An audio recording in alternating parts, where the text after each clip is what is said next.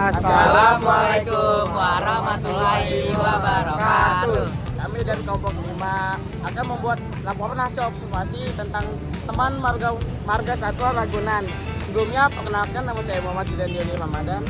Perkenalkan nama saya Mam Diaska. Perkenalkan nama saya Bayu Pamungkas. Perkenalkan nama saya Rapak Masakara. Perkenalkan nama saya Lutman Ria Putra Tama. Assalamualaikum warahmatullahi wabarakatuh. Kenalkan nama saya Muhammad Iksan dari kelompok 5. Jadi kami akan mengobservasi hewan primata di Ragunan.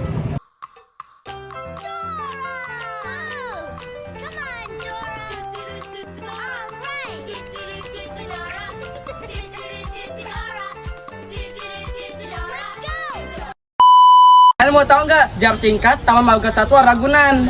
Nah, yang pertama di tahun 1864, Taman Marga Satwa Ragunan didirikan pada tanggal 19 September tahun 1864 di Batavia atau kini bisa disebut Jakarta dengan nama Cotton and Direnten.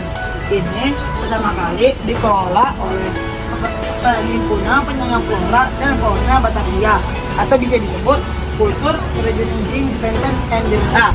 Setelah Indonesia merdeka, pada tahun 1949, namanya diubah menjadi Kebun Binatang Cikini. Dengan perkembangan Jakarta, Cikini menjadi tidak cocok lagi untuk peragaan satwa. Pada tahun 1964, pada masa Gubernur DKI Jakarta, Dr. Sumarno dibentuk Badan Persiapan Pelaksanaan Pembangunan Kebun Binatang untuk membedakan dari Jalan Cikini Raya nomor 73 ke Pasar Minggu, Jakarta Selatan, yang diketuai oleh Dr. H. THEW Umbo. Ada di tahun 1966. Kebun Binatang Ragunan dibuka secara resmi pada 22 Juni 1966 oleh Gubernur DKI atau Daerah Khusus Ibu Kota Jakarta, Mayor Jenderal Ali Sadikin dengan nama Taman Marga Satwa Ragunan.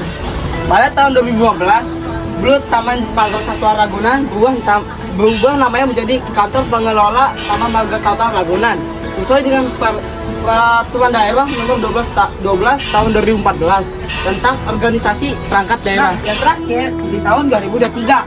Saat ini luas Taman Marga Satwa Ragunan 127 ha dan dihuni satwa langka sebanyak 2.278 ekor atau spesimen dari 223 jenis satwa. Nah, begitu sejarah singkat dari Taman Marga Satwa Ragunan.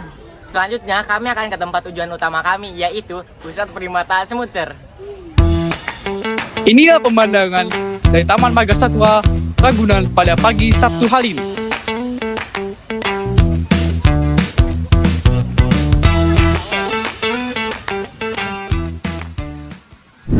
Sebelum memasuki gerbang pusat Primata Smutser, Anda dapat melihat ibu patung orang hutan yang sedang menggendong anaknya, yang di bawahnya terdapat sebuah kolam.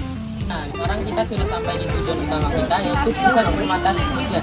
Nah, sebelum kalian memasuki Pusat Primata Smutser, kalian harus membeli tiket di loket yang sudah ditentukan. Nah, untuk harganya di sini Senin sampai Jumat harganya 6.000, dan untuk Sabtu Minggu dan hari libur harganya 7.500. Setelah kita membayar tiket di loket, kita akan melihat Pusat Primata Smutser, dan di dalamnya terdapat patung gorila yang sedang berdiri. Dan di sini terdapat salah satu patung primatanya.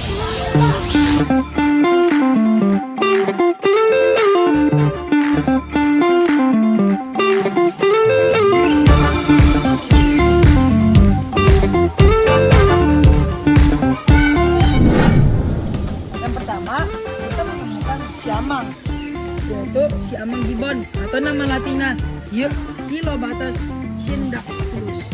Klasifikasi bangsa dia primata, anak bangsa Anthropoidea, suku Chilobatedia, Ietdae, marga Chilobates, jenis Chilobates syndactylus.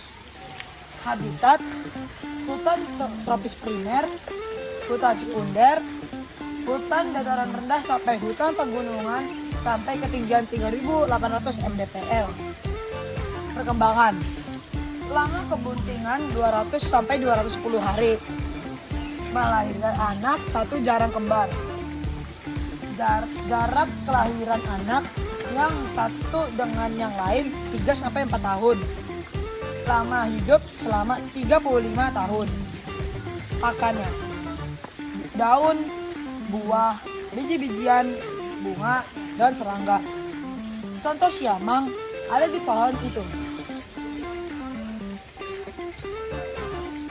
Yang kedua, lutung perak atau Silvery langut, Transvitatus cristatus. Deskripsinya, panjang tubuh sekitar 58 cm, ekor yang panjang berukuran sekitar 75 cm, rambut tubuh berwarna hitam dengan ujung warna putih atau kelabu. Mukanya berwarna hitam tanpa lingkaran putih di sekitar mata dan rambut di atas kepalanya, meruncing dengan puncak di tengahnya. Habitatnya hutan hujan tropis, hutan bakau, dan hutan sekitaran pantai. Perkembangbiakan, masa kebuntingan sekitar 181 sampai dengan 200 hari. Anak disusui sampai 12 bulan. Makanannya daun muda, buah-buahan, dan bunga. Terlihat di situ adalah lutung perak yang sedang bermain-main. Orangutan Kalimantan yang bisa disebut Borneo orangutan karena nama latinnya adalah Pongo pygmaeus. Klasifikasinya kelasnya mamalia, bangsanya primata, jenisnya Pongo pygmaeus. Deskripsi, merupakan satu endemik Kalimantan, memiliki berat sekitar 50-100 kg dan panjang sekitar 1,2-1,4 meter. Memiliki lengan panjang dan kuat, rambut berwarna kemerahan atau coklat. Lama waktu hidup bisa mencapai 35-40 tahun di alam bebas, di penangkaran bisa mencapai 60 tahun. Habitatnya daerah hutan pegunungan, hutan dataran rendah, sampai rawa. Perkembangan biakan, dewasa kelamin pada usia 10 tahun, masa kehamilan sekitar 8 bulan atau 223-267 hari. Melahirkan satu anak, jarang yang kembar. Anak dirawat sampai usia 2 tahun. Makanannya buah-buahan, pucuk-pucuk daun, bunga, kulit kayu, telur, dan serangga. Nah, selanjutnya mari kita lihat orangutannya. Nah, di situ terlihat ada orangutan. Lihat, mereka benar-benar sangat malas dan juga mereka lagi makan daun seperti itu. Capucin berasal dari kelas mamalia bangsa primata suku Cibidees, Pargacebus, jenis Cebus apella. Bekantan mempunyai rambut berwarna merah dari coklat muda hingga master, kuning ke hitam, ada rambut hitam kasar di ubun-ubun kepala, ekor yang panjang dan dapat memegang masa hidup hingga 45 tahun. Habitatnya adalah hutan kering dan hutan tropis. Masa reproduksi terjadi setiap musim.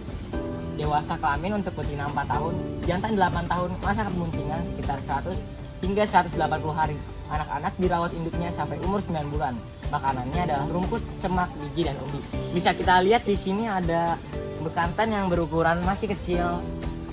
Halo. Maaf, saya tidak bisa menjelaskan sambil menunjukkan gorilanya karena gorila sensitif dengan suara yang keras. Tapi saya akan menunjukkan video klip gorilanya. Penjelasan gorila dataran rendah. Kelas primata, bangsa Anthropoida, suku Pongidae. Marganya adalah gorila, jenisnya gorila. Deskripsi, gorila mempunyai tangan dan kaki yang panjang, di mana tangannya lebih panjang dan kaki. Dada gorila besar dan sebagian tubuhnya bergembul, kecuali jari jemari, wajah ketiak, telapak kaki, dan telapak tangan. Kepala gorila besar, matanya kecil, dan berwarna coklat. Gorila tidak berekor. Habitatnya adalah di hutan primer dan sekunder yang lebat, rawa, dan dataran rendah. Perkembangbiakan, betina siap kawin umur 8 tahun dan jantan 11-13 tahun. Melahirkan anak 1 jarang kembar. Masa melahirkannya sampai dengan 256 hari. Jarak antar kelahiran sekitar 48 bulan. Yang terakhir makanannya adalah buah, biji-bijian, daun, dan tunas bambu. Dan saya akan melihatkan video klip gorilanya.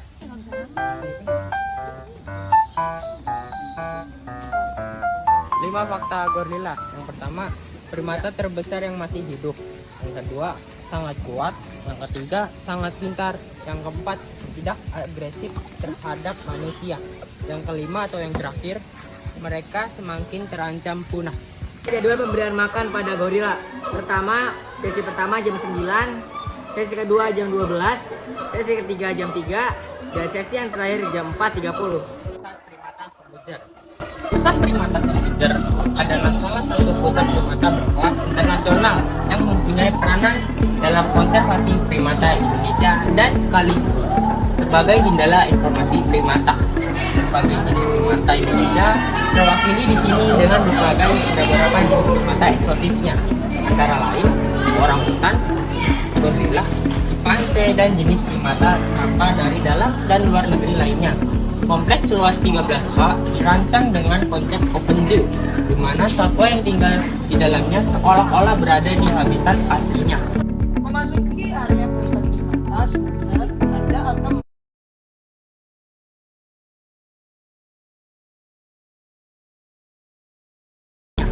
memasuki area pusat Aslinya. Memasuki area pusat primata Sumber, Anda akan melihat sebuah enclosure yang tertata secara menarik dan artistik. Koleksi satwa yang menjadi andalan adalah dari jenis primata dengan ikon orangutan dan gorila. Pintu gerbangnya berbentuk setengah lingkaran menyerupai kubah raksasa dengan tangga menuju ke jembatan yang merupakan salah satu cara melihat gorila dataran rendah dari atas jembatan tersebut. Selanjutnya, apabila pengunjung ingin melihat orangutan makan, dapat melihatnya melalui terowongan orangutan.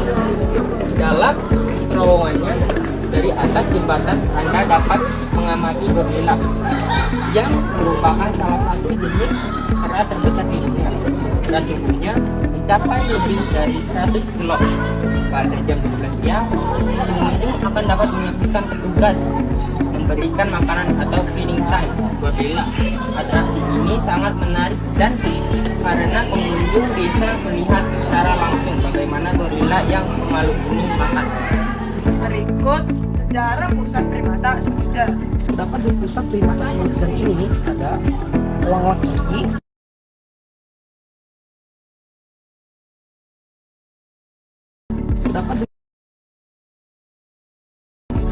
terdapat di pusat primata Sumber ini ada ruang lokasi, musola, toilet portable, dan ada toilet portable.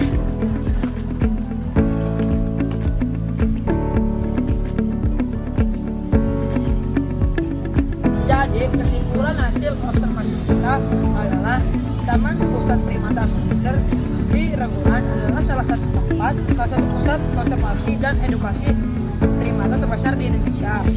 Taman ini bertujuan melestarikan spesies primata melalui pendekatan yang mendekati kondisi alami habitat mereka dengan fasilitas yang dirancang khusus untuk kebutuhan primata.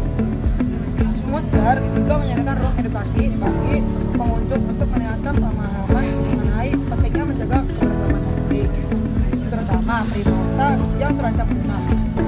Melalui kombinasi konservasi, penelitian, dan edukasi, taman ini berperan signifikan dalam upaya perlindungan satwa liar di Indonesia. Sekian, terima kasih dari kami. Bilahi taufik wal hidayah. Wassalamualaikum warahmatullahi wabarakatuh.